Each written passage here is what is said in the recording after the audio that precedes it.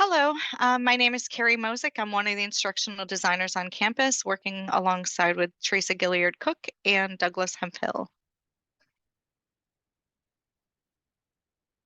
We are now in session 3 of 4 for those who weren't part of the first couple of sessions. In the first session, we talked about how anyone who knows me knows I use the catchphrase, control your chaos, all of the time. It's a phrase that I developed out of survival when I first started teaching, and everything seemed kind of out of control. So I worked to be intentional about what I could control.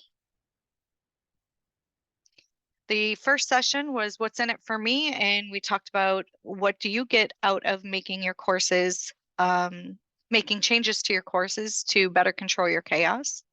The second session was information overload, and in this session we discussed some ideas to consider how to streamline communication. Today it's going to be let's be real. And then tomorrow is going to be controlling your chaos, making connections. That's at 9 o'clock in the morning. We will talk about all there is to gain by making connections with your classroom.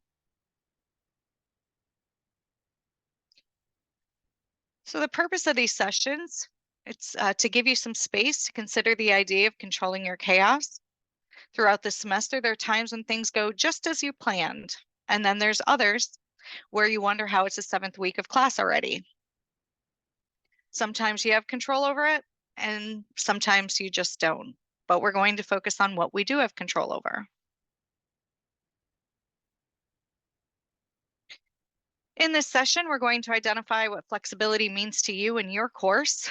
We will review the concept of online learning versus remote learning, explore the concept of backwards design and how it can be helpful to prioritize your flexibility, discuss scenarios where flexibility is needed within your course. We'll provide some ideas, including some of the Brightspace tools, and then offer some resources available to you.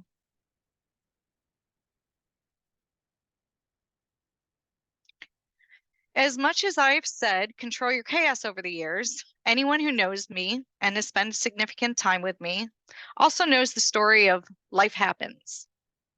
Picture this. I'm an adult student, wife, a parent of 2 young children. We sold our house with plans of buying another one, but needed to stay with my father for a few weeks. Unfortunately, the new house fell through. There we were, a family of 4, living with my father in his 1-bedroom apartment. I was working full-time, taking classes part-time, being the best I could be to anyone and everyone.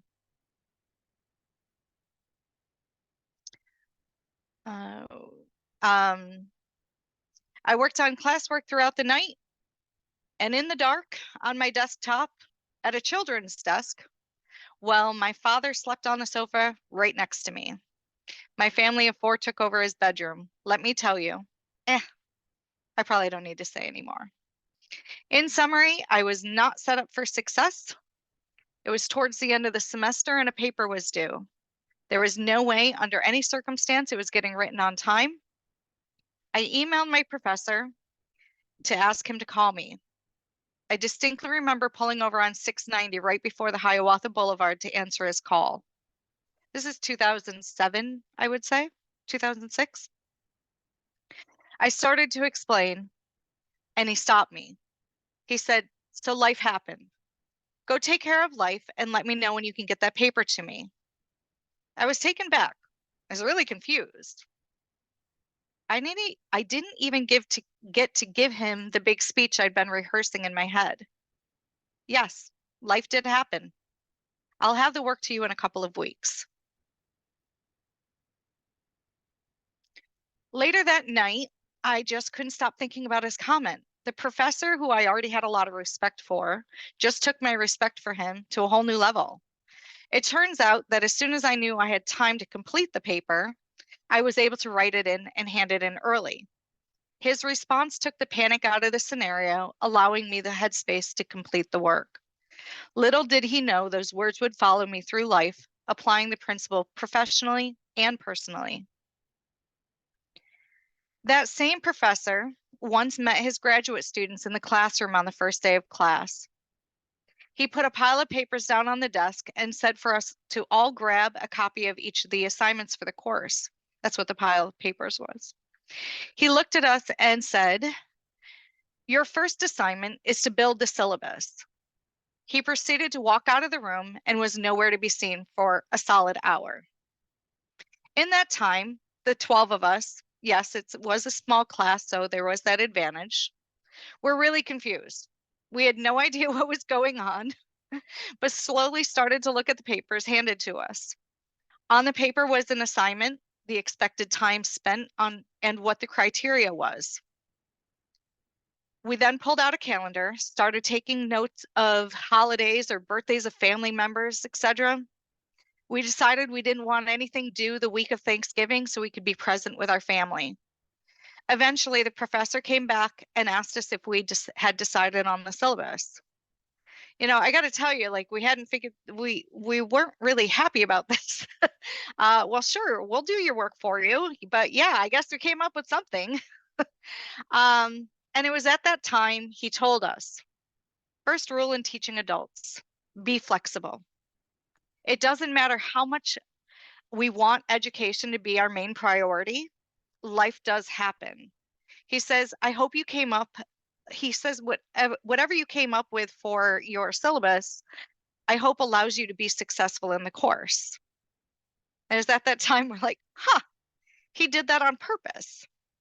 Having that ownership in developing the schedule was so unusual in a college setting, but it definitely made life easier for us. The work got done on time as scheduled, and our professor was able to avoid typical, I can't get to this assignment emails from all of us. Now, I recognize that was a small course, but there's still some takeaways from it.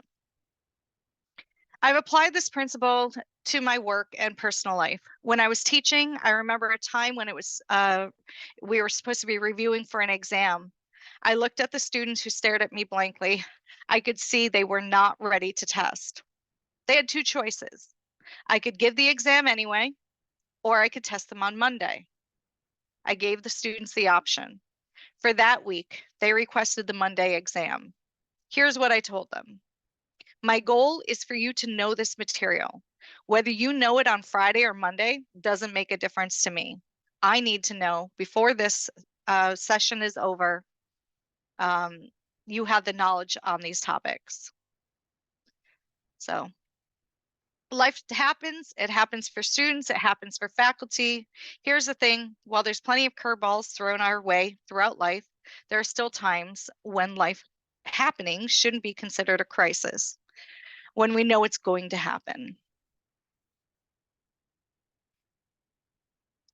There's this famous guy who offers financial ideas and suggestions to get out of debt.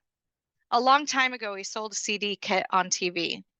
People would buy the kit and listen to it and do however many steps process to get out of debt. A good friend of mine bought the kit.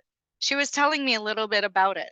This guy was talking about how Christmas isn't a reason to use a credit card. I can remember him saying, as she had me listen to this, oh my gosh, Christmas fell on December 25th. I had no idea.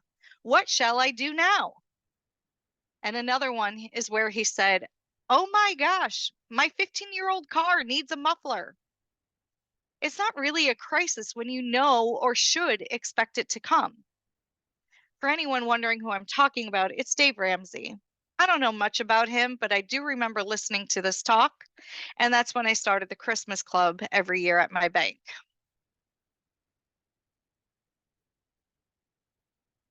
Circling back around, this session is about online courses. While the focus is there, all modalities can benefit. If you designed with an instructional designer at Oswego, you probably have some of these flexible principles already in place for your course. Still, you should find some value in the session. Other modalities should find value too. And going back, that the idea is not to start over, and it's to take what you currently have and work to improve it. We all benefit from these changes, and hopefully we can rethink the flexibility in your course.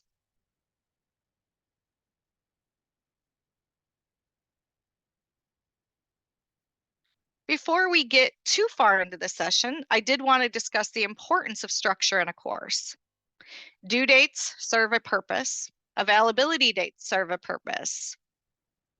Did anyone read Mind Over Monsters? Carla, did you read that?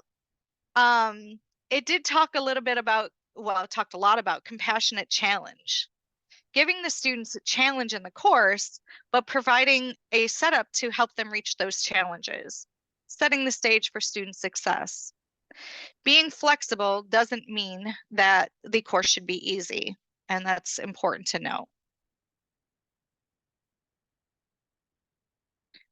All right, so this next part, I wanted to talk about what flexibility means to you and what it means to the students, and whether it's face-to-face or online.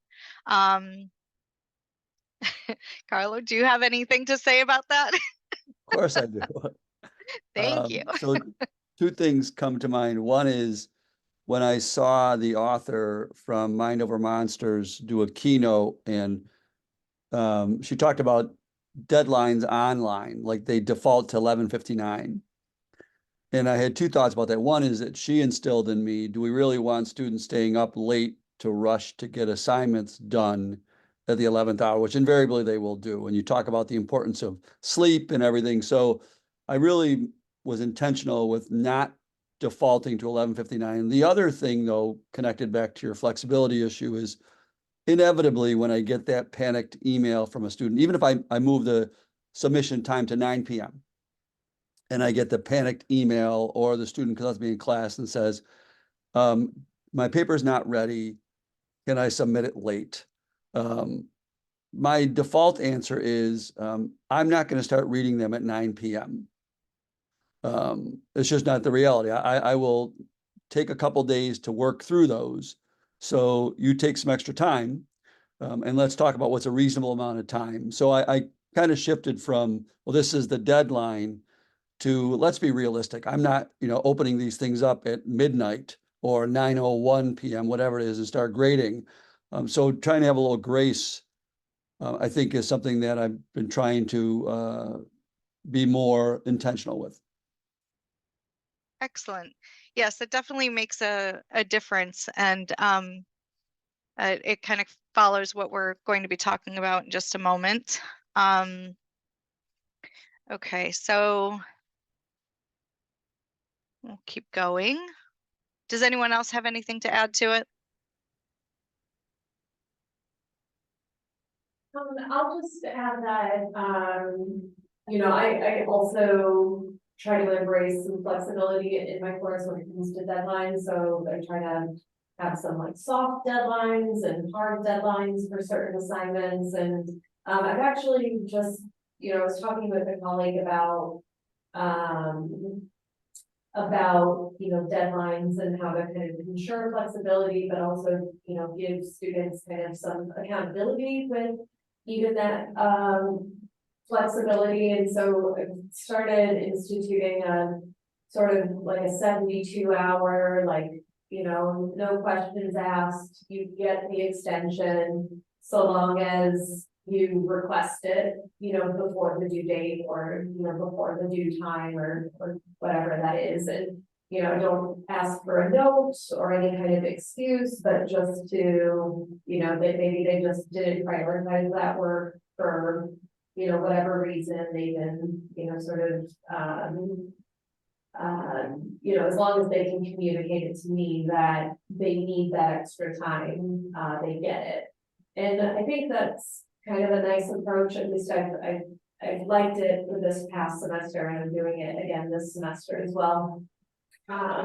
Because I think that's kind of reflective of like all of our workplaces, that like sometimes things do come up, but we do have to be responsible to communicate when, something isn't going to be a particular deadline. And so anyway, I think it's, been a nice shift for everybody.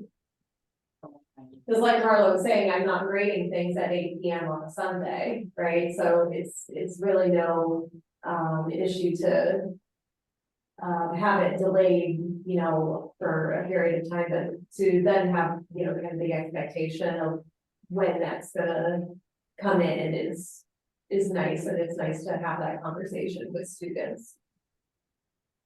This session has only been going for about 15 minutes.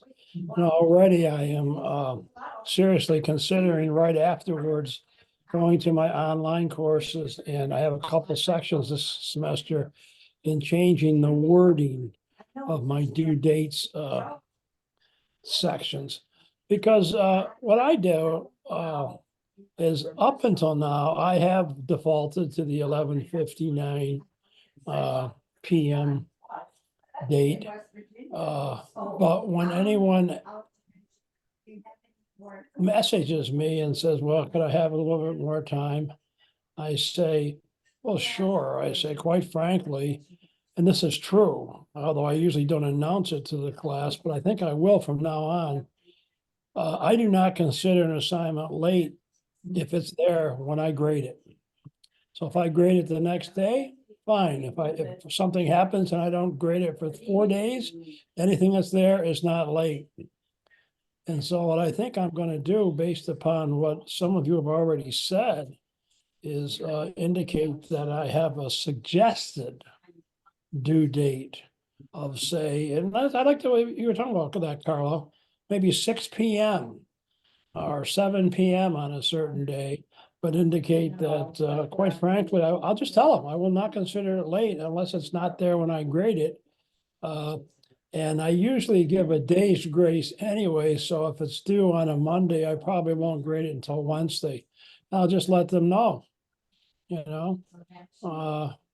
That would save them a lot of concern, and it would also save me a lot of messages too. And I will That's say, great. since I started being a little, I guess, I won't say softer, but a little more flexible in my deadlines, 95% of my students submit by the time it's due. It's just the nature of the classes I teach at the graduate level. Most are not email me at the 11th hour, but every semester I have 1 or 2 students that are, for various reasons, asking for an extension. And I've just been honest, and I've said, to your point, you know, Tom, you were saying about you don't start grading for 24, 48 hours. As long as it's in front of me when I start grading, I'm okay with that. Now, occasionally I will get students who are repeat requesters of extensions, and that's something I look at just in terms of patterns. They usually trickle over into other things too, not just assignment submissions, but that's the exception, not the rule, luckily. Excellent. Great conversation. Okay, so in this next slide, I was trying to think, talk about the need for being flexible is real. Student success driven. Consider the learners that you have, whether they are adult learners with families or young adult learners that are working 3 different jobs to make ends meet. The ones who are living in crisis mode permanently because they don't necessarily have the tools to move out of that state of mind at this time. And also it could be something having to do with like individuals with disabilities that may need some extra time to wrap their head around different assignments, things like that. So considering who your students are and what their personal needs would be a reason for flexibility. But then we also have the crisis-driven scenarios. What if you can't be available to your students? You need to take unexpected time off. What happens if your system isn't available, if a system isn't available to your students? Maybe the publisher content isn't available. What happens if a tool isn't available for your students, whether it be, the textbook or something like that? And what happens when your students need you to be flexible? If the student has an emergency family issue, how do you determine how to deal with that?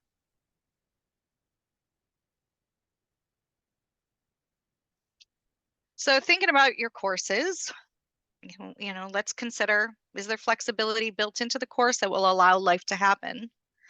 And what can we do to help? All right, shifting for just a moment. During the pandemic, there was a need to offer flexible remote courses. Theresa and Greg Ketchum had offered a presentation that discussed the differences between online learning and remote learning. This is a slide from this presentation. You'll notice some key differences. So looking at this, the characteristic being an intent, fully online, it was scheduled, and remote learning, it was situational. The timeline to develop a fully online course was 1 to 2 semesters in advance, where remote, it was as soon as possible. You could see the ID support level was different.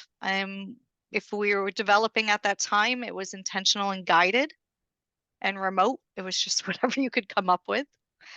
And the focus, online pedagogy and academic continuing on.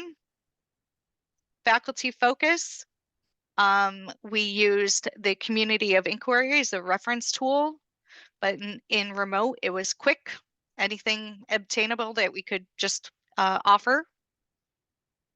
Student entrance for online was voluntary in online courses, but mandatory in the remote setting.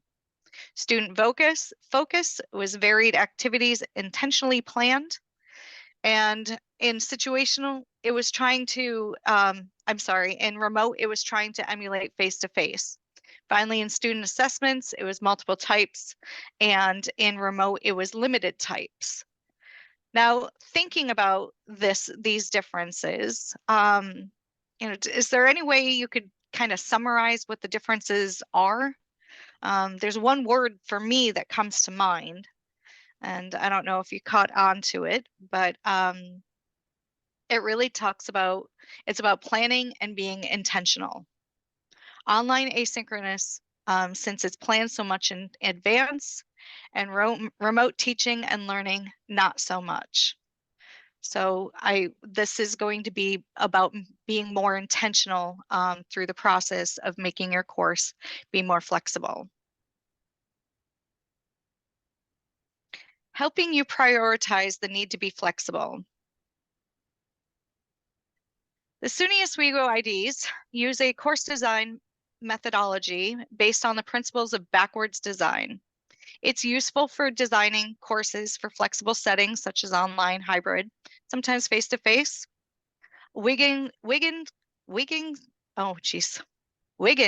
and McTeague, in their book Understanding by Design, describe the 3 steps of backwards design. And the first one, what is backwards design? It's identifying the desired results. What should the students know or be able to do by the end of the course? These are also the learning outcomes. Determine acceptable evidence that the students have achieved these learning outcomes. So having different formative and summative assessments. And then planning learning experience, instruction, and resources that will help students be able to provide evidence that they've met these learning outcomes. And in summary, it's about beginning with the end in mind. Taking time to think through your course planning in terms of backwards design will ensure both your effectiveness and efficiency. So how does this relate to offering flexibility in your course? Knowing what has to be taught, no matter how the semester is going for you, for the student or for the college or for the United States or the world, may help you guide in prioritizing what should be offered in a more flexible manner. So let's talk. What content within your course would be a priority to consider flexibility as an option? Is there anything that comes to mind, a big component of your course that the example that I was thinking about is probably chapter 1 could be taught by anyone, but can chapter 10? Is that a chapter that would be a disaster if somebody stepped in mid-semester and started, assisting? And I know our focus is on online courses, but there's still clarifying questions, things like that, that could possibly come up. Does anyone have any thoughts on that? It's okay if you don't.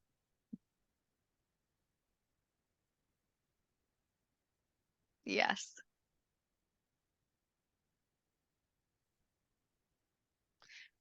Okay, so innovation and ideas with course design. Once you've considered your course and what it might need, being intentional with the course design to include flexibility. You have a purpose for putting in this work. Availability dates open for an extended amount of time, allowing students to work with a schedule that works best for them. Recognizing quality over quantity. Do your course materials need to be reviewed so you can be more intentional about what your students should be learning? If you have too many assessments that require manual grading, are there other options to consider, or, spread out those assessments? Are there a couple of assignments that could be flexible during the semester? Thinking about the upper division, probably more easy to implement than a lower division course, but is there anything that needs to be done throughout the semester but isn't necessarily tied to a schedule?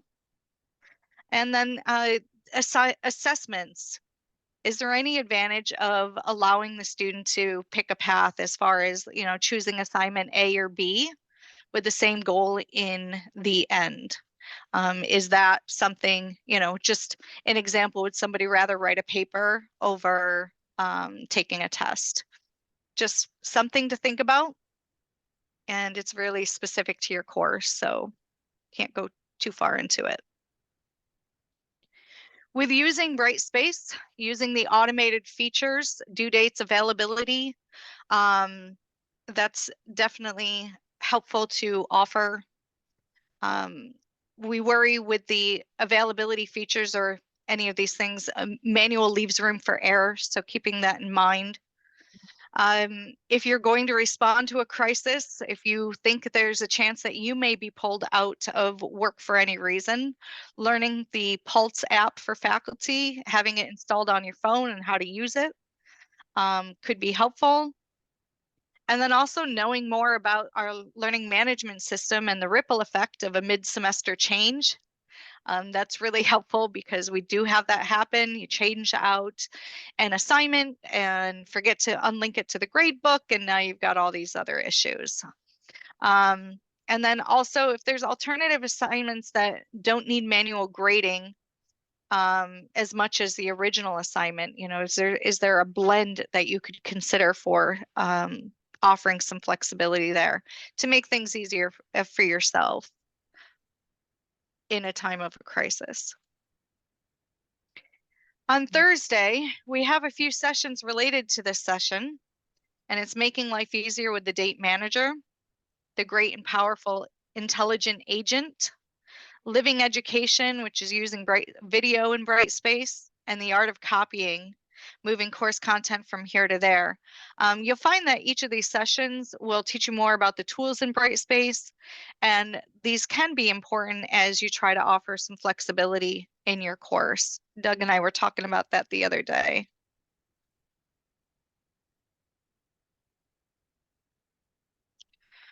All right, so thinking about what we've talked about, are there any changes that you would consider for your course? I know we discussed a couple of them, but I'd like to allow you some space to have more conversation if you'd like. Well, Carrie, I'm wondering, I start a couple of my face-to-face classes next week and taking some kind of modified version of what your professor did, because I already have a course outline that I've already shared. But rather than kind of pull here are the assignments, build the course syllabus, which seems like it sent all of you into a little panic, is, share the course outline, but then ask them where they need flexibility within that, because there might be weeks that are really crazy for them with other classes that I'm unaware of. that they can look at it and say, this assignment's due this week, but we have 3 other things due. So I'm just wondering if that might be a fruitful conversation. Yeah, and even if it's flexible for just a couple of the assignments, just saying, all right, this needs to be done by the midpoint. This needs to be done by the end of the semester. If it's something that's an independent assignment, it can be appropriate for different classroom settings.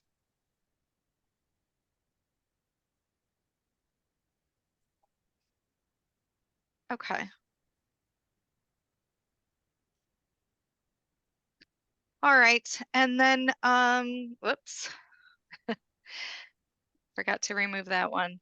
So the next little piece is just talking about how to use your resources. Your instructional design team can help you through this. I've talked about this in a couple different sessions using Oswego's Oscar. It does talk about this could be relatable to flexibility also.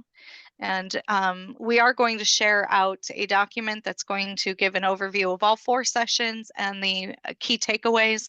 This will be included in that, so you can take a deeper dive.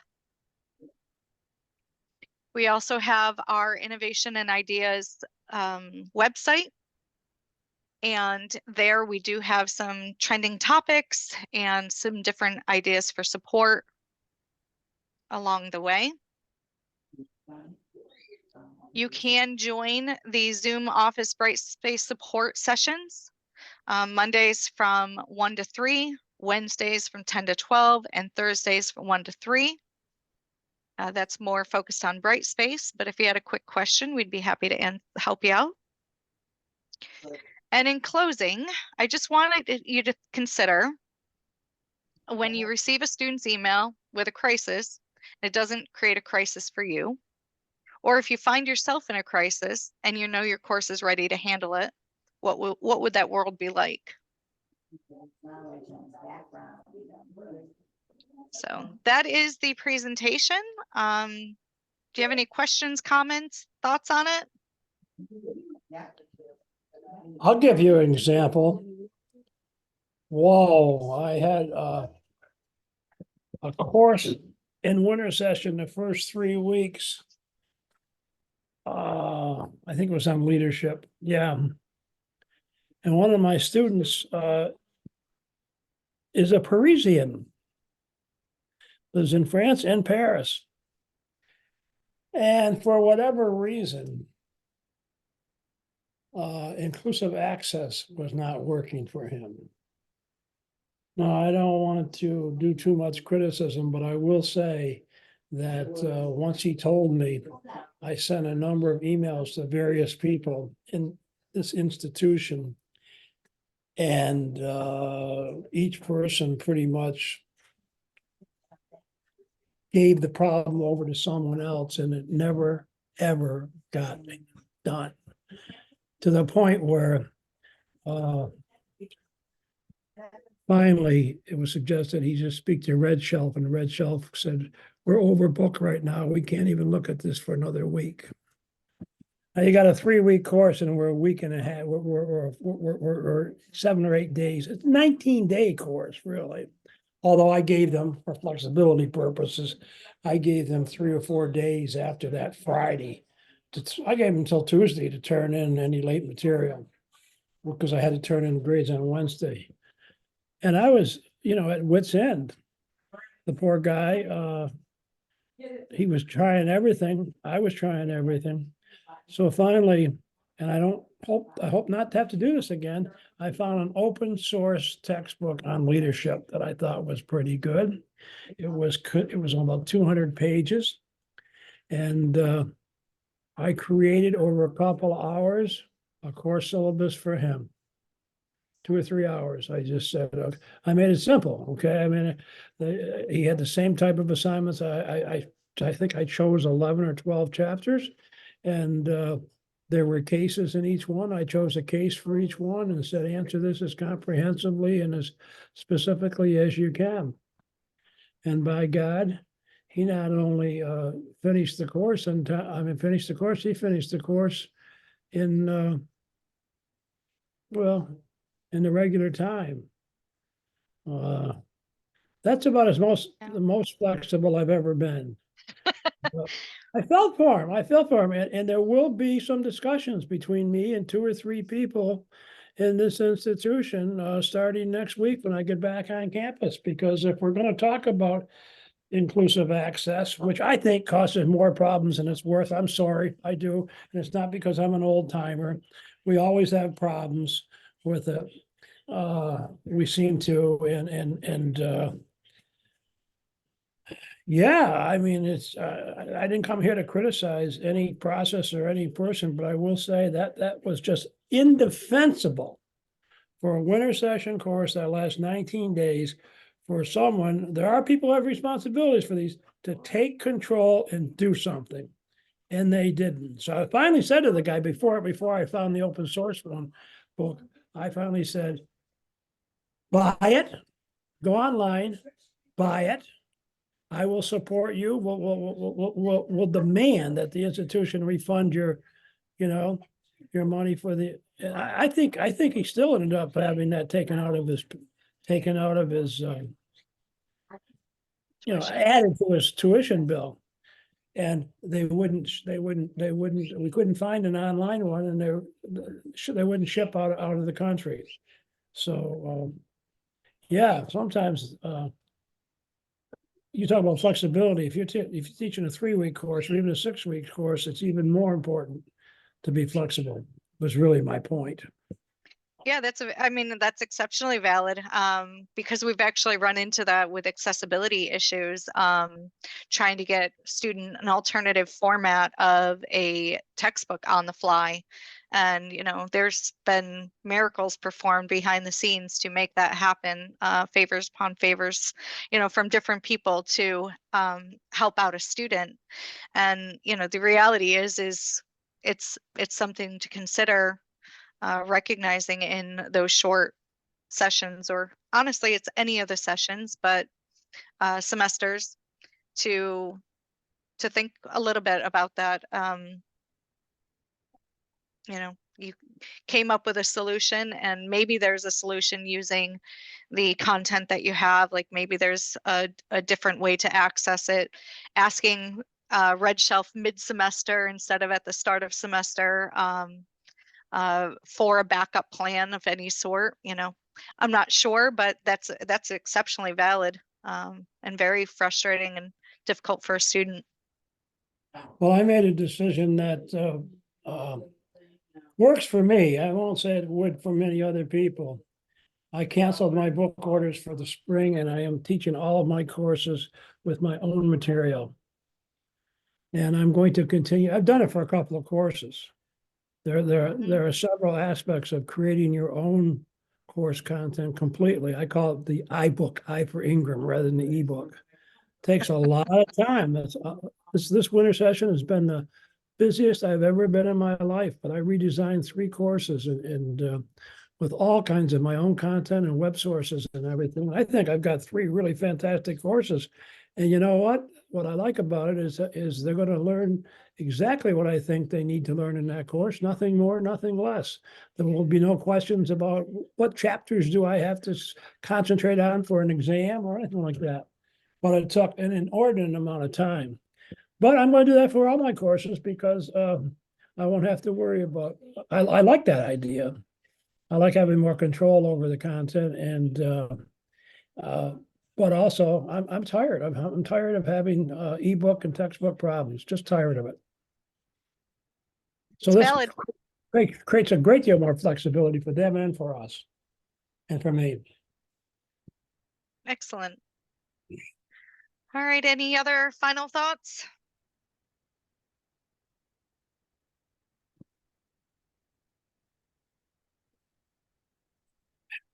All right. Well, these sessions, it's not anything that I can just say, oh, go do this and your course will be flexible. But hopefully it inspires you to come up with some ideas that may work for your course. And it's going to be little changes or in Tom's case, major changes, but all good things, thinking about what's going to work better for you, what's going to work better for the students. So, Well, it's ironic, Carrie, because I just got a text on my phone from a student asking if they could get the 6th edition of the textbook because the 7th edition just came out. And I'm always, to Tom's point, thoughtful about textbooks because first, they're so expensive. Second, you have the world at your fingers right here, all the information in the world that students can access. But I have to run through my mind and be like, okay, what is the downside to saying, yeah, buy the cheaper book to the 6th edition, and then we'll supplement it for in-class stuff. Because I think the new textbook is $140, some ridiculous amount of money. oh, wow. So Yeah. Things just to think wanted to about. share that. All right. Would you say, Maggie? Just thank you so much. All right. Thank you, everyone.